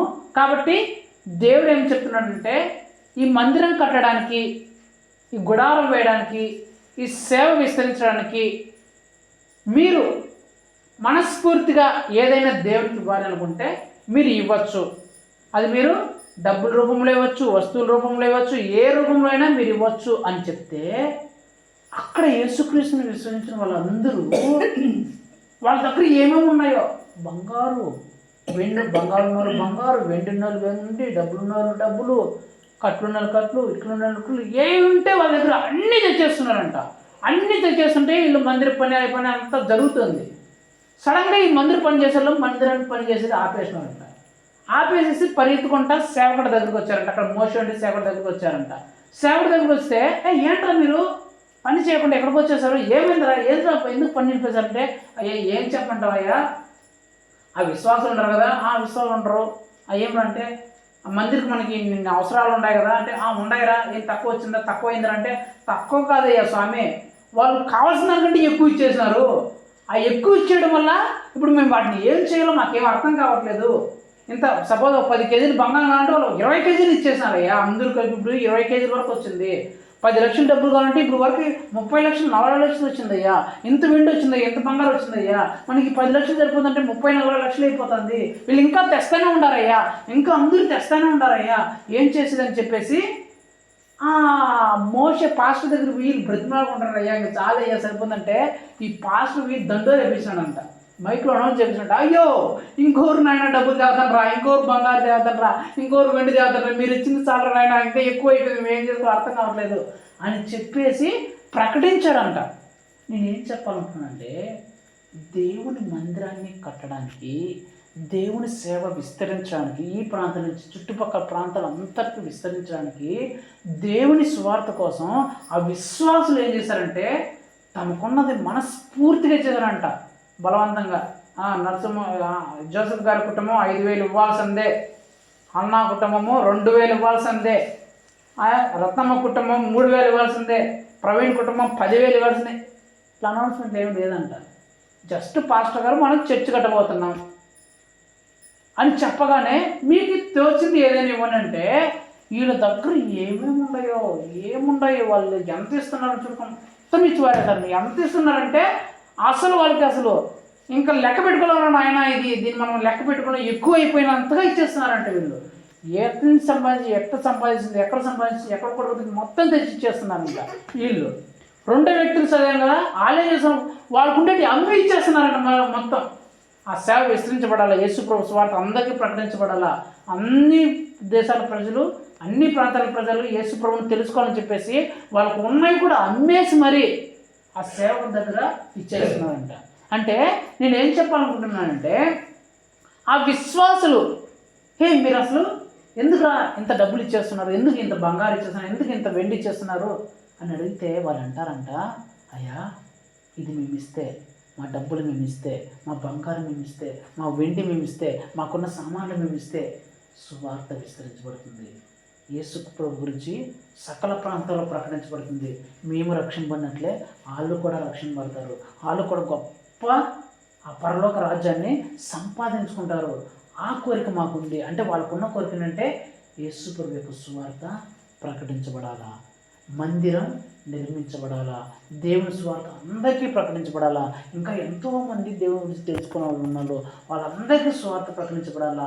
కాబట్టి ఆ సువార్త ప్రకటించడానికి మేము మా దగ్గర ఉన్నది సమస్తాన్ని ఇస్తాము, నొచ్చుకోకుండా మేము మనస్ఫూర్తిగా ఇస్తామని చెప్పేసి సేవ ప్రకటించబడడానికి ఇచ్చారంట. ఆ తర్వాత ఏమైంది తెలుసా, ఒకప్పుడు నరకానికి పోవడానికి సిద్ధంగా ఉన్న రత్నమ్మ, హన్నక్క, జోసెఫ్, ప్రవీణ్ స్వర్గానికి పోవడానికి టికెట్ సంపాదించుకున్నారంటే కారణం ఏంటో తెలుసా, ఆ రోజు వాళ్ళకున్న దాన్ని సేవకులకి ఇచ్చి సువార్తని దేశం మొత్తం వచ్చేలా చేయడం బట్టే. హల్లెలూయా. ఈరోజు మన దేశానికి సువార్త వచ్చిందంటే, ఈరోజు మనం రక్షింపడ్డామంటే, ఈరోజు నువ్వు నేను యేసుక్రీస్తు గురించి తెలుసుకున్నామంటే, ఈరోజు మనము పరలోకాన్ని సంపాదించుకున్నామంటే, స్వర్గాన్ని సంపాదించుకున్నామంటే కారణం ఏంటో తెలుసా? ఆ రోజు విశ్వాసులు తమ దగ్గరున్న ధనాన్ని, వెండిని, బంగారాన్ని ఆ సేవకులు చేయా, మీరు పోయి చుట్టుపక్కల దేశాలన్నింటికి సువార్త ప్రకటించండి అయ్యా, మేము డబ్బులు ఇస్తామయ్యా, మేము మా బంగారం ఇస్తామయ్యా, మేము మా ఆస్తులు ఇస్తామయ్యా, మీరు పోయి సువార్త ప్రకటించాలని వాళ్ళు డబ్బులు ఇస్తే ఆ డబ్బుల్ని తీసుకొని సేవకులు దేశాలు వచ్చి సువార్త ప్రకటిస్తే ఈరోజు మన దేశానికి, మన గ్రామానికి, మన ప్రాంతానికి సువార్త వచ్చి ఈరోజు నువ్వు నేను రక్షింపబడ్డా, నిలబడ్డా. ఒకవేళ అదే రోజు వాళ్ళు డబ్బు లేకపోతే ఈరోజు నువ్వు నేను రక్షింపబడేవాళ్ళం కాదు, మన నరకంలోనే ఉండేవాళ్ళం. 7 అంశముల గురించి నేను చెప్పాను. నీ కోరిక ఏంటి అనే దానిలో 7 అంశముల గురించి చెప్పాను. ఇదేంటి? దేవుని విషయంలో ఒక మంచి కోరిక కలిగి ఉన్న అంశంలో చెప్పారు. రెండో, ఈసారి జరగబోయే కుటుంబ ప్రార్థనలో, నెక్స్ట్ జరిగే కుటుంబ ప్రార్థనలో పార్ట్ 2 ఉంటుంది. ఇదేంటంటే పార్ట్ 1. నీ కోరిక ఏంటి అనే దాంట్లో ఇది మొదటి భాగం మాత్రమే.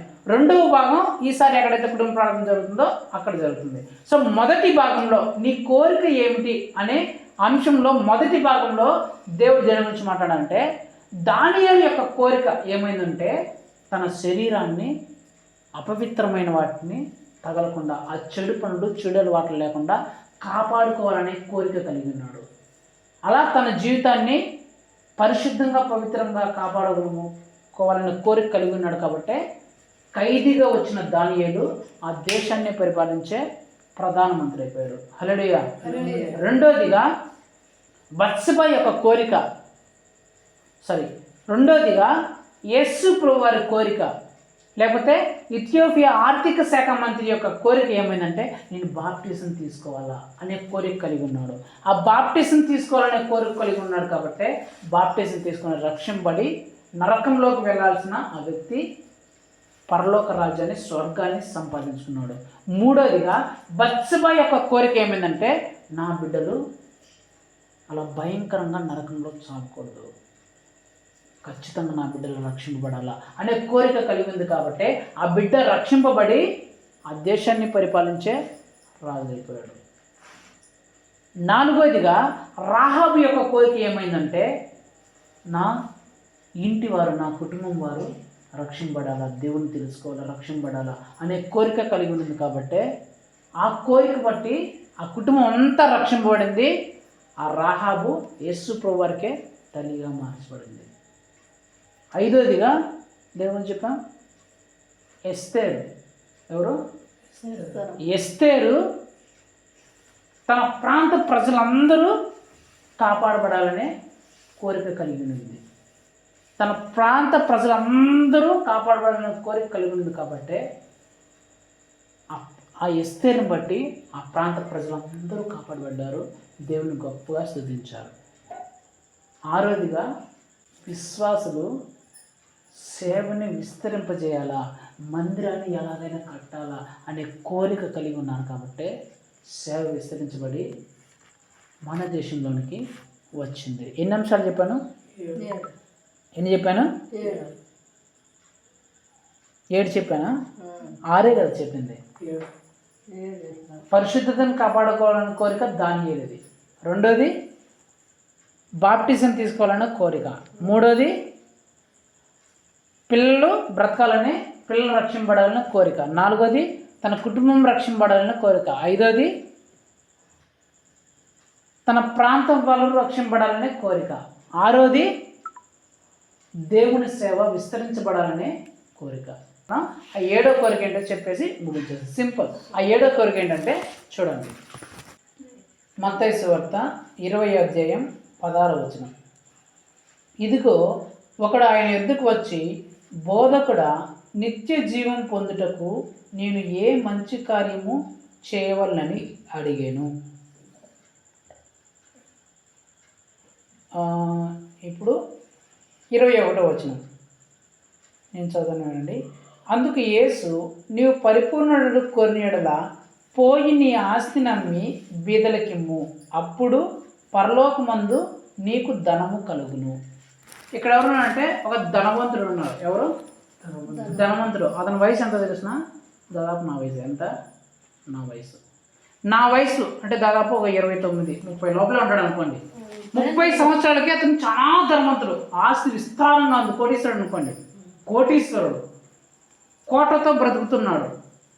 కానీ ఇతను ఎంత డబ్బులున్నా సరే చెడు పనులు ఏవి చేయలేదంట చిన్నప్పటి నుంచి. అక్కడ రాయబడిన సంఘటన టైం లేదు కాబట్టి నేను చెప్పేస్తున్నాను. చిన్నప్పటి నుంచి దేవుని ఆజ్ఞల ప్రకారం జీవిస్తున్నాడంట. వేదన కలిగిస్తున్నాడంట, సహాయం చేస్తున్నాడంట, వ్యభిచారం చేయట్లేదంట, దొంగతనం చేయట్లేదంట, అబద్ధాలు చెప్పట్లేదంట. అక్కడ రాయబడిన మాటలన్నీ వ్యభిచారం చేయడంట, అబద్ధాలు చెప్పాడంట, దొంగతనం చేయట్లేదు, ఏం చేయాలంట, దేవుని ఆజ్ఞ ప్రకారం నడుస్తున్నాడంట, పరిశుద్ధంగా పవిత్రంగా జీవిస్తున్నాడంట. ఇలా పరిశుద్ధంగా పవిత్రంగా జీవిస్తున్నాడు. యేసు ప్రభు దగ్గరికి వచ్చాడు. యేసు ప్రభు దగ్గరికి వస్తే యేసు ప్రభు అతన్ని చూసి, బాబు నీ కోరిక ఏంటి, నీ ఆశ ఏంటి, ఎందుకు నా దగ్గరికి వచ్చావు అని అడిగితే ఆ యవ్వనుడు అంటాడంట, అయ్యా నాకు పరలోకంలోనికి వెళ్ళాలనే కోరిక ఉంది, స్వర్గంలోకి వెళ్ళాలనే కోరిక నాకు ఉందయ్యా, స్వర్గంలోకి నేను ఎలా వెళ్ళాలా అనే తన కోరికను చెప్పాడంట. అయ్యా నాకు ఆస్తి ఉంది, ఈ ఆస్తి ఉందని చెప్పేసి నేను జలసాలన్నీ చేయాల, ఎందుకు, నాకు చిన్నప్పటి నుంచే కోరిక నేను పరలోకంలోకి వెళ్ళాలని. చిన్నప్పటి నుంచే ఆ కోరిక ఉండడం వల్ల నేనేం చేశా, ఆ పరలోకానికి ఎలా వెళ్ళాలని తెలుసుకుంటుంటే అక్కడ ఏం చేయబడిందంటే, నేను చదివిన దాని ప్రకారం ధర్మశాస్త్రాన్ని నువ్వు ఫాలో అవ్వు, ఆజ్ఞలు అనుసరించు అని చెప్పబడింది. కాబట్టి నేను పరలోక రాజ్యాన్ని సంపాదించుకోవాలనే కోరిక చిన్నప్పటి నుంచి నాకు ఉంది. కాబట్టి నేను ఏ చెడు పనులు చేయకుండా ధర్మశాస్త్రం ఆజ్ఞలు ఎలా ఉన్నాయో ఆజ్ఞలు పాటిస్తూ బ్రతికేవాడిని. ఆ పాపిష్టి పనులు చేయకుండా, చెడు పనులు చేయకుండా, వ్యభిచారము, మద్యపానము, ఇలాంటి అన్ని అక్రమ సంబంధాలు అన్నీ విడిచిపెట్టేసి, నాకు ఎంత ధనం ఉన్నా సరే చెడు పనులు చేయకుండా నేను పరిశుద్ధంగా పవిత్రంగా కాపాడుకుంటున్నాయా, కేవలము ఆ స్వర్గం కోసమే, ఆ స్వర్గంలోకి నేను ప్రవేశించాలయ్యా, నా కోరిక అదే అని చెప్పేసి యేసు ప్రభు దగ్గర ఆ యవ్వనస్తుడు చెప్తున్నాడంట. నేనేం చెప్పాలనుకుంటున్నానంటే, ఆ యవ్వనస్తుడు ఎంజాయ్ చేయడానికి అన్ని అవకాశాలు ఉన్నాయి. ఎందుకు, డబ్బులు బాగున్నాయి. డబ్బులు బాగుంటే ఎలాంటి అయినా అతను చేయొచ్చు, వ్యభిచారం చేయొచ్చు, మందు తాగొచ్చు, అక్రమ సంబంధాలు పెట్టుకోవచ్చు, ఏమేమో చెడు పనులన్నీ చేయొచ్చు, జలసాలు చేయొచ్చు. కానీ అతను చిన్నప్పటి నుంచి ఉన్న కోరిక ఏంటంటే, అంత డబ్బులున్నా సరే ఆజ్ఞలన్నింటినీ ఖచ్చితంగా ఫాలో అవుతున్నాడంట. ఎందుకు ఫాలో అవుతున్నావు, నీ కోరిక ఏంటి అని అడిగితే అతను అంటాడంట, అయ్యా నేను స్వర్గంలోకి వెళ్ళాలయ్యా, చనిపోతే నేను నరకంలోకి వెళ్ళకూడదయ్యా, నేను స్వర్గంలోకి వెళ్ళాలయ్యా, స్వర్గంలోకి వెళ్ళాలంటే ఏం చేయాలో చెప్పయ్యా అని చెప్పేసి ఆ కోరికను కలిగి ఉన్నాడంట. చిట్ట చివరిగా 7వదిగా నేను చెప్తున్నాను ఏంటంటే, ఆ యవ్వనస్తుడికి స్వర్గంలోకి వెళ్ళాలనే కోరిక కలిగి ఉంది. ఈ 7 అంశముల గురించి నేను చెప్పాను కదా, ఈ 7 అంశంలో మీకు ఏ కోరికలు ఉన్నాయో ఒకసారి ఆలోచించండి. దానియేలులాగా నా జీవితాన్ని కూడా అలాంటి అపవిత్రమైన పనులు, అలాంటి చెడు పనులు చేయకుండా నా జీవితాన్ని నేను కాపాడుకోవాలా అనే కోరిక నీకుందా? లేకపోతే ఈ యవ్వనస్తుడిలాగా నేను పరలోక రాజ్యంలోకి ఎలాగైనా చేరాలా, ఎలాగైనా స్వర్గంలోనికి ప్రవేశించాలా అనే కోరిక నీకుందా? 3వదిగా నేను బాప్టిజం తీసుకోవాలా, బాప్టిజం తీసుకొని ఎలాగైనా సరే నేను రక్షణలోకి రావాలా అనే కోరిక నీకుందా? 4వదిగా నా పిల్లలు ఈ నరకంలో నుంచి తప్పించబడాలా, నా పిల్లల్ని నేను దేవుని యొద్దకు తీసుకుని రావాలా అనే కోరిక నీకుందా? 4వదిగా నా కుటుంబం రక్షింపబడాలా, నా కుటుంబ సభ్యులందరూ ఆ నరకపు అగ్నిలో పడకుండా కాపాడబడాలా అనే కోరిక నీకుందా? 6వదిగా నా ప్రాంత ప్రజలు, నా ఊరి ప్రజలు నరకానికి పోవడానికి సిద్ధంగా ఉన్నా, చంపబడానికి సిద్ధంగా ఉన్నా ఆ ప్రజలు రక్షింపబడాలా, కాపాడబడాలా అనే కోరిక నీకుందా? చివరిగా నేను దేవుని సేవ పరిచర్య విస్తరించడానికి నా ఆస్తులు కావాలంటే, నా డబ్బులు కావాలంటే, నాకున్న వస్తువులు కావాలి, విలువైన వాటిని కావాలంటే సేవకు ఇచ్చేయాలి, దేవుని స్వార్థను ప్రకటించాలా, మందిరం కట్టబడాలా అనే కోరిక నీకుందా? ఈ 7 కోరికల్లో నీకు ఏ కోరికలు ఉన్నాయో, ఏ కోరికలు లేవో ఒకసారి ఆలోచించుకో. అన్ని కోరికలు ఉంటే నీకు సూపర్. ఏమైనా కోరికలు లేకపోతే దాని ప్రతిఫలం ఎలా ఉంటుందో 2వ భాగంలో చూసుకుందాం. ఈ కోరికలు ఉన్న వాళ్ళ జీవితంలో ఎంత గొప్పగా ఉన్నాయో మొదటి భాగంలో చూస్తున్నారు కదా.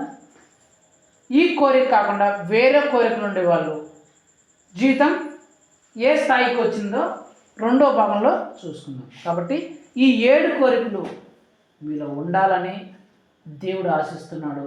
ఒకవేళ ఏవైనా కోరికలు లేకపోతే ఖచ్చితంగా ఆ కోరికలు మీలో పుట్టాలని, ఆ కోరిక కోసం ప్రార్థన చేయాలని, ఆ కోరికలను బట్టి మీరు ప్రార్థన చేయాలని దేవుడు ఆశిస్తున్నాడు. కాబట్టి కళ్ళు మూసుకొని ప్రార్థన చేసుకుందాం.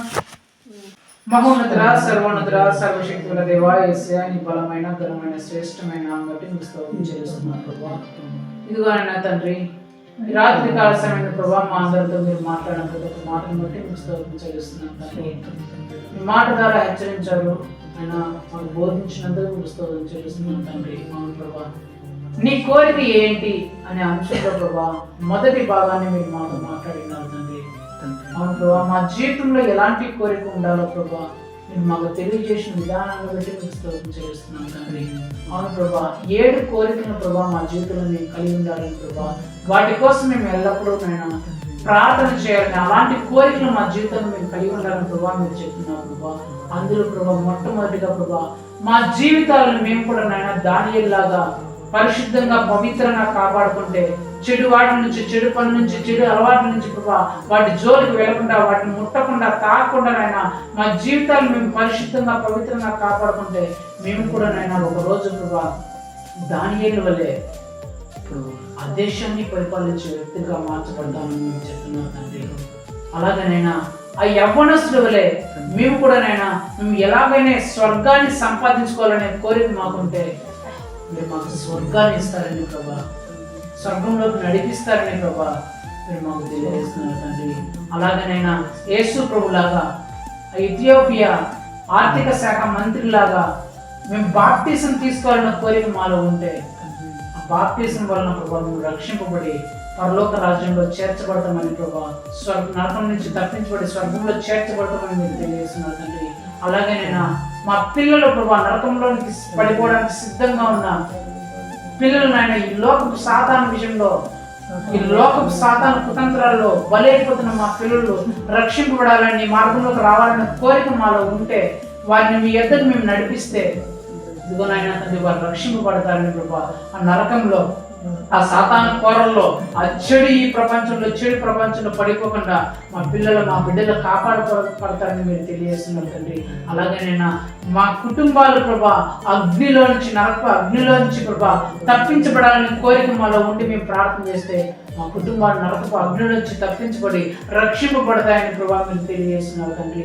అలాగనైనా మా ఊరి వాళ్ళు, మా వీధి వాళ్ళు, మా ప్రాంతం వాళ్ళు, మా బంధువులు, మా స్నేహితులు ప్రభా ఎవరైతే నరకంలో చావడానికి సిద్ధంగా ఉన్నారో, శిక్ష వారి మీదకి వచ్చిందో వారి కోసం వారు రక్షింపబడాలని మేము కోరిక మాలో ఉండి మేము ప్రార్థన చేస్తే వారికి కూడా ప్రభా నరకపు నుంచి, ఆ చావు నుంచి తప్పించబడి ప్రభా ఇదిగోనైనా రక్షింపబడతారని మేము తెలియజేస్తున్నారు ప్రభా. చిట్టు చివరిగానైనా దేవుని సువార్త ఇతరులకు ప్రకటించబడాలా, దేవుని మందిరం కట్టబడాలా, దానికోసం నా వంతు సహాయం నేను మనస్ఫూర్తిగా చేయాలా, బలవంతంగా కాకుండా ఇష్టపూర్వకంగా నా దగ్గర ఉన్న ధనం కావచ్చు, వస్తువులు కావచ్చు, ఏమైనా కావచ్చు, విలువైన కావచ్చు, దేవుని సేవకు ఇచ్చి సేవ విస్తరించబడడానికి వివిధ రాష్ట్రాలు, వివిధ దేశాలు, వివిధ ప్రాంతాలకి ప్రకటించబడిన నా వంతు సహాయం నేను ఖచ్చితంగా చేయాలనే కోరిక ఉంటేనైనా నా ద్వారా మీ నామం సకల ప్రాంతం అంతటికీ ప్రకటించబడినైనా అనేక మందికి రక్షణ సువార్తను ప్రకటించబడుతుందని తెలియజేసిన విధానాన్ని బట్టి మీకు చెల్లిస్తున్నాం అయ్యా.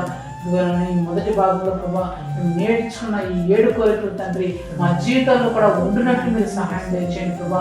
అలాగే మేము కూడా పాటుపడినైనా, అలాగనైనా మీ రాజ్య సువార్తల ప్రభా మేము కూడా బాలి భాగస్థమైనట్లు మీరు కృప చూపించడానికి బట్టి ప్రార్థించు. కృప చూపిస్తారు నమ్ముతూ విశ్వస్తూ తండ్రి మా దేవుడు మా ప్రభువునైనా యేసుక్రీస్తు యొక్క పరిశుద్ధమైన నామములో అడిగి వేడుకుంటున్నాము మా పేపర్లో తండ్రి.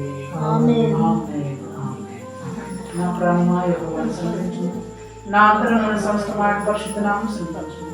నా ప్రాణమా యెహోవాను సంతరించుము, ఆయన చేసిన పనులు దేని వరకు. మన తండ్రి అయిన దేవుని ప్రేమయు, ప్రభువైన యేసుక్రీస్తు యొక్క కృపయు, పరిశుద్ధాత్మ దేవుని అన్యోన్య సహవాసము ఇప్పుడును ఎల్లప్పుడూ ఇక్కడ కూడిన ప్రతి ఒక్కరితో పాటు మరి ముఖ్యంగా నా జీవితం కాపాడుకున్నట్లు, నేను పరలోక రాజ్యంలో వెళ్ళినట్లు, బాప్టిజం తీసుకున్నట్లు, నా పిల్లలను కాపాడుకున్నట్లు, నా కుటుంబాన్ని కాపాడుకున్నట్లు, నా ప్రాంత ప్రజలు కాపాడుకుంటున్నట్లు, సేవను విస్తరింపజేయట్లు మందిరాలు నిర్మించబడినట్లు నా కోరిక ఉంటుందని నిశ్చయించుకున్న ప్రతి ఒక్క బిడ్డతో సదాకాలంతో నడిపించి దీవించి ఆశీర్వించి బలపరిచి తెలియపరచును గాక. ఆమేన్. హల్లెలూయా హల్లెలూయా. హల్లెలూయా హల్లెలూయా. హల్లెలూయా.